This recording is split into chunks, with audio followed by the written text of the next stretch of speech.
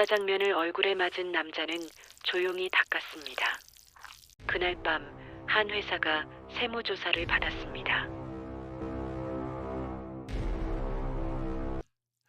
이거나 먹고 떨어져라. 하나뿐인 딸의 상견례 자리에서 40년 만에 만난 동창 녀석은 보란듯이 제 얼굴에 음식을 던져버렸습니다. 속이 다 시원하네. 40년 묵은 체증이 내려간다. 녀석은 낄낄거렸지만 저는 말없이 냅킨으로 얼굴의 춘장을 닦아낼 뿐이었습니다. 하지만 그놈은 꿈에도 몰랐을 겁니다. 제가 춘장을 닦아내는 순간 단순한 복수가 아닌 뼈를 깎는 응징이 시작될 것이라는 사실을 말이죠. 사건은 일주일 전으로 거슬러 올라갑니다. 새벽 5시 서울 변두리 행복마트. 52살의 박진우는 낡은 작업복을 입고 바닥을 걸레질하고 있었습니다. 허리를 구부린 채 묵묵히 일하는 그의 손등에는 굳은 살이 박혀 있었어요. 진우의 휴대폰이 진동했습니다. 아파트 담보대출 상환일이 다가온다는 문자였죠. 진우는 한숨을 내쉬며 휴대폰을 주머니에 넣었습니다. 아침 7시 셔터가 올라가고 손님들이 들어오기 시작했어요.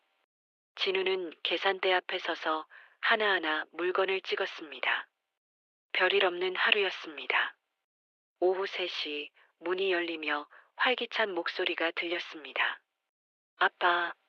27살의 딸 수민이었습니다. 대기업 회계팀 대리답게 단정한 정장 차림이었죠. 수민아, 무슨 일이야? 아빠, 저 결혼해요. 수민이 가방에서 작은 상자를 꺼냈습니다. 다이아몬드 반지가 반짝였어요. 상대방은 유통회사 다니는 분이에요. 상철 유통이라고 중견기업이래요. 다음 주에 상견례 하기로 했어요. 진우는 고개를 끄덕였습니다. 환하게 웃었지만 마음 한구석에는 걱정이 스멀거렸어요. 20년 된 양복 한 벌이 전부인 아버지가 어떤 자리에 나가게 될지. 그날 저녁 진우는 옷장 안쪽에서 검은색 양복을 꺼냈습니다. 딸 돌잔치 때 마지막으로 입었던 양복이었어요. 다리밑판 위에 펼치고 천천히 주름을 펴냈습니다. 거울 앞에 서서 넥타이를 고쳐 매며 중얼거렸습니다. 오늘만큼은 딸 앞에서 작아 보이지 말자. 상견례 당일 아침, 진우는 새벽부터 일어나 20년 된 양복을 입었습니다. 넥타이를 매는 손이 미세하게 떨렸어요. 딸이 방에서 나왔습니다. 연한 분홍색 원피스를 입은 딸의 모습이 눈부셨어요. 아빠, 멋있어요. 우리 딸이 제일 예쁘다. 두 사람은 서울 시내 고급 중식당 취향각으로 향했습니다. 개인실에 먼저 도착해 자리에 앉았어요. 진우는 긴장한 듯 자꾸 넥타이를 만졌습니다. 아빠, 민석 오빠 정말 좋은 사람이에요. 그래, 걱정 마라.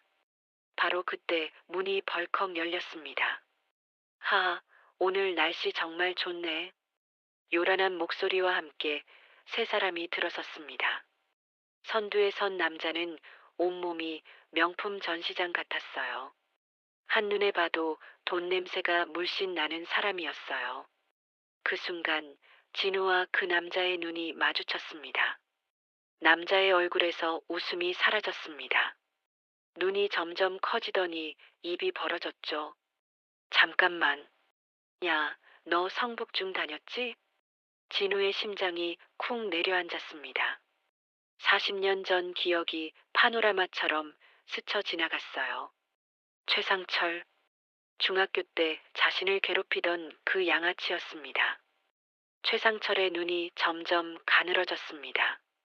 진우를 위아래로 훑어보더니 입꼬리가 비틀어졌어요. 맞네, 맞아. 야, 세상 참 좁다. 상철이 낄낄거리며 자리에 앉았습니다. 그의 아내가 불안한 표정으로 뒤따라 앉았고 젊은 남자가 마지막으로 들어왔어요. 29살 강민석이었습니다. 수민에게 다가가 살며시 손을 잡았어요. 처음 뵙겠습니다. 강민석입니다. 박진우입니다. 야, 박진우. 명함은? 저는 명함이 없습니다. 명함도 없어? 하긴, 동네 슈퍼 하는데 명함이 무슨 소용이겠어. 상철이 비웃음을 터뜨렸습니다. 민석의 얼굴이 굳어졌어요. 외삼촌, 그만하세요. 상철아, 오늘은 아이들 자리니까 예의를 갖추면 좋겠다. 예의? 웃기고 있네. 솔직히 말해봐. 우리 민석이한테 붙어서 한몫 단단히 챙기려는 거지? 40년 전이나 지금이나 넌 똑같구나. 뭐, 너 지금 나한테 훈계질이야? 상철이 벌떡 일어났습니다. 야, 박진우. 이 거지 같은 집안이랑 사돈 못 맺어. 딸 데리고 나가. 수민의 얼굴이 창백하게 질렸습니다. 민석이 벌떡 일어나 소리쳤어요. 외삼촌, 그만하세요. 닥쳐. 내가 말하고 있잖아. 바로 그때 종업원이 짜장면을 들고 들어왔습니다. 테이블 중앙에 김이 모락모락 피어오르는 짜장면이 놓였어요. 상철의 시선이 짜장면에 멈췄습니다. 순간 섬뜩한 미소가 번졌어요. 야, 박진우. 중학교 때 급식으로 짜장면 나오면 환장했지? 상철이 갑자기 짜장면 그릇을 두 손으로 번쩍 들어 올렸습니다. 얘다. 이거나 먹고 꺼져라. 시간이 멈춘 것 같았습니다. 검은 짜장면이 진우의 정수리를 덮쳤습니다. 진우는 미동도 하지 않았습니다. 아빠. 수민이 비명을 삼키며 벌떡 일어났습니다. 민석이 황급히 무릎을 꿇고 얼굴을 닦아내기 시작했어요. 아버님, 죄송합니다. 정말 죄송합니다. 상철은 낄낄거렸습니다. 속이 다 시원하네. 40년 묵은 체증이 내려간다. 진우는 민석의 손수건을 부드럽게 밀어내고 냅킨을 집었습니다. 묵묵히 얼굴의 춘장을 닦아냈어요. 그리고 아무 말 없이 자리에서 일어났습니다. 아빠, 같이 가요. 수민이 아버지의 팔을 붙잡았습니다. 엘리베이터 앞. 수민이 눈물을 쏟으며 말했습니다. 아빠, 미안해. 진우는 잠깐 손을 벽에 짚고 숨을 골랐습니다. 그리고 딸의 어깨를 토닥였어요. 괜찮다. 그날 밤 수민은 방에서 울고 있었습니다. 다음 날 수민은 민석에게 전화를 걸었어요. 오빠, 외삼촌께 사과 한 번만 부탁드려 줄 수 있어? 알았어. 내가 말씀드려 볼게. 오후 3시 수민은 상철 유통본사 회장실로 올라갔습니다. 상철은 가죽 의자에 기대 앉아 있었습니다. 수민을 보자 비웃음을 흘렸어요. 뭐, 내가 여길 왜 와? 회장님, 저희 아버지께 사과 부탁드립니다. 사과? 내가 왜? 어제 짜장면을 아버지 얼굴에. 그게 심한 거야? 내 급이 여기랑 맞아? 상대가 누군지 알고 이런 요구를 해? 상철이 비웃음을 터뜨렸습니다. 딸 교육을 그렇게 시킨 거야? 수민의 눈에서 눈물이 주르륵 흘러내렸습니다. 민석이 급하게 끼어들었어요. 외삼촌, 너무하십니다. 너는 닥쳐. 수민은 고개를 숙인 채 회장실을 나왔습니다. 오빠, 미안해. 나 혼자 있고 싶어. 자정이 되어 진우는 딸의 방문을 조심스럽게 열었습니다. 수민이 울다 잠들어 있었어요. 얼굴은 눈물로 범벅이었고 손에는 구겨진 휴지가 쥐어져 있었습니다. 진우는 딸에게 이불을 덮어주었습니다. 두 주먹이 부르르 떨렸어요. 관자놀이의 핏줄이 퉁퉁 튀어올랐습니다. 거실로 나온 진우는 어둠 속에서 휴대폰을 꺼냈습니다. 국장님, 이 시간에 무슨 일이십니까? 상철 유통하나? 내일부터 내부 자료 수집 시작해. 조용히. 진우의 목소리는 낮고 차갑게 가라앉아 있었습니다. 사흘 후 상철 유통 본사는 평온한 오전을 맞이하고 있었습니다. 회계팀 김 대리가 컴퓨터 화면을 켜는 순간이었어요. 띠링. 국세청 긴급 공문 자료 보존 명령, 발령, 상철 유통, 주식회사 귀중. 부장님, 국세청에서 공문이. 뭐? 부장이 벌떡 일어나 화면을 들여다보았습니다. 얼굴이 하얗게 질렸어요. 사무실 곳곳에서 비슷한 반응이 터져 나왔습니다. 세무조사래요. 전면조사 착수라고. 엘리베이터 문이 열리더니 정장 차림의 남자들이 줄지어 들어왔습니다. 10명이 넘었어요. 국세청 조사사국입니다. 업무에 협조 부탁드립니다. 직원들이 얼어붙었습니다. 조사관들은 능숙하게 움직이기 시작했어요. 모든 장부와 계약서, 컴퓨터 하드를 확보하겠습니다. 상철은 회장실에서 골프 잡지를 보고 있었습니다. 전화를 받는 순간 표정이 굳었어요. 회장님, 큰일 났습니다. 국세청이. 상철이 급하게 사무실로 나갔습니다. 조사관들이 서류를 박스에 담고 있었어요. 잠깐, 당신들 뭐 하는 거야? 압수수색 영장입니다. 법원 직인이 선명하게 찍혀 있었습니다. 조사팀장이 상철에게 다가왔습니다. 명함 한 장을 내밀었어요. 국세청 조사사국 국장 박진우의 지시로 전면 조사에 착수했습니다. 박진우. 상철의 얼굴이 새하얗게 질렸어요. 명함을 쥔 손이 부들부들 떨렸습니다. 박진우가 국세청 국장. 머릿속이 하얗게 변했습니다. 사흘 전 상견례 장면이 스쳐 지나갔어요. 짜장면을 던지던 순간 진우의 무표정한 얼굴. 자신이 짜장면을 던진 건 평범한 슈퍼 사장이 아니었습니다. 대한민국 세무조사의 신이었습니다. 회장실 금고도 열어주셔야 합니다. 금고는 영장에 포함되어 있습니다. 협조 안 하시면 강제 개봉합니다. 상철은 절망적인 표정으로 고개를 떨어뜨렸습니다. 그날 밤 강민석은 회계팀 금고를 정리하다가 검은색 파일을 발견했습니다. 손을 떨며 장부를 펼쳤습니다. 한 장 한 장 넘기면서 얼굴이 점점 굳어졌어요.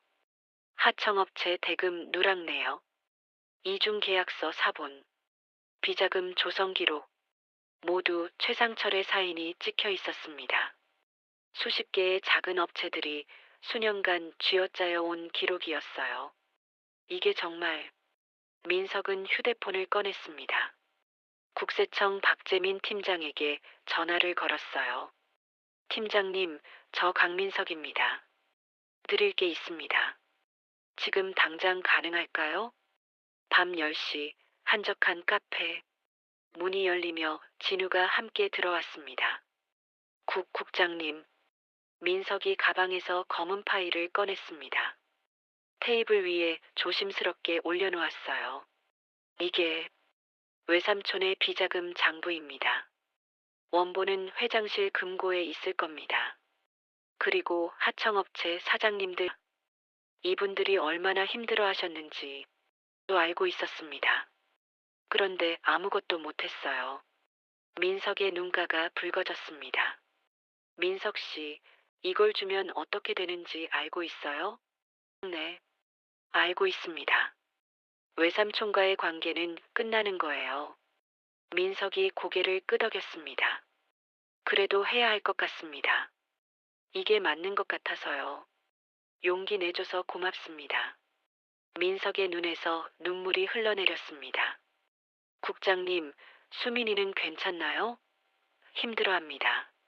제가 찾아가도 될까요? 진우가 잠시 침묵했습니다. 그건 수민이가 결정할 일입니다.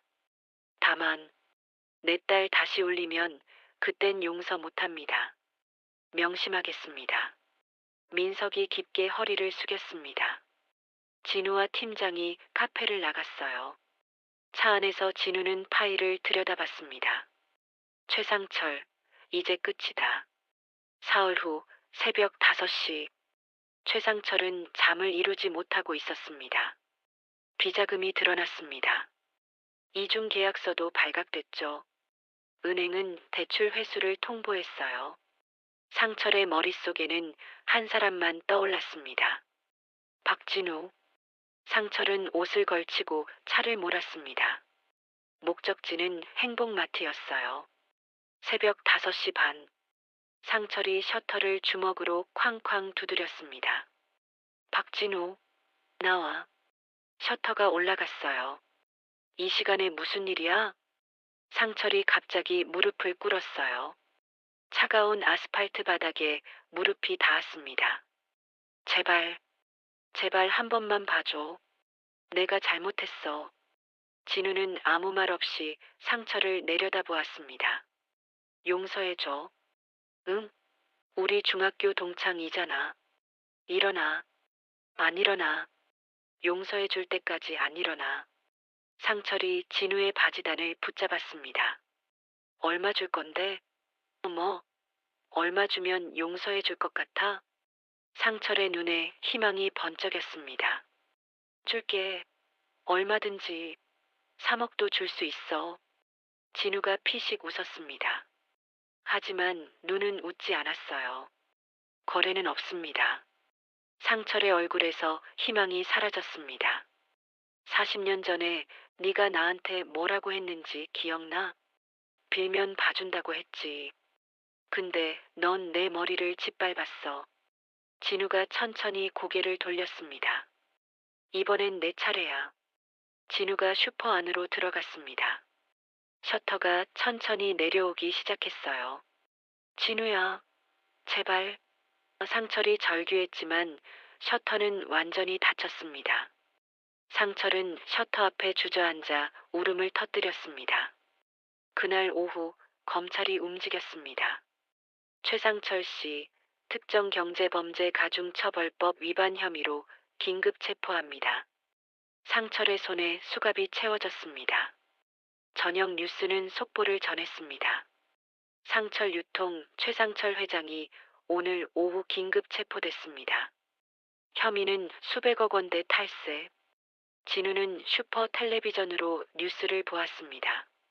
화면 속 상철이 고개를 숙인 채 검찰청으로 들어가는 모습이 나왔어요. 진우는 텔레비전을 끄고 다시 걸레를 들었어요. 묵묵히 바닥을 닦기 시작했습니다. 석 달 후 최상철은 구속됐고 하청업체 사장들은 밀린 돈을 받았습니다. 민석은 새 출발을 했어요. 한 달 후 진우가 민석에게 전화를 걸었습니다. 약속 장소는 취향각이었어요. 토요일 저녁 취향각 앞에 세 사람이 모였습니다. 직원이 복도를 따라 안내했습니다. 석 달 전 짜장면이 날아갔던 바로 그 개인실이었습니다. 민석이 얼어붙었습니다.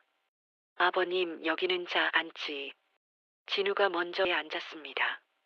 오늘 이 방을 다시 찾은 이유가 있어. 이 자리에서 내 딸이 울었지. 저도 모욕당했죠. 하지만 오늘은 다르지. 오늘은 우리 셋이 함께 왔으니까. 진우가 메뉴판을 펼쳤습니다. 짜장면 3그릇 시킵시다. 이 자리의 기억을 바꾸는 거야. 곧 짜장면이 나왔습니다. 김이 모락모락 피어올랐어요. 진우가 먼저 젓가락을 들었습니다. 자, 먹읍시다.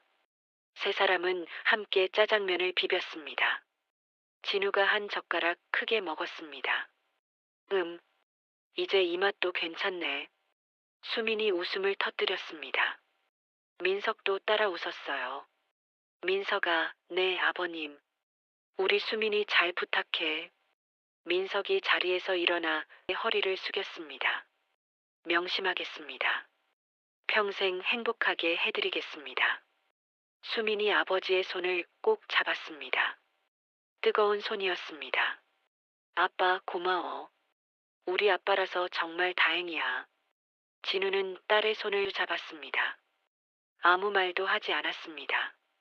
말이 필요 없었습니다. 석 달 전 끔찍했던 이곳에서 오늘은 세 사람이 웃으며 다 함께 짜장면을 먹었습니다.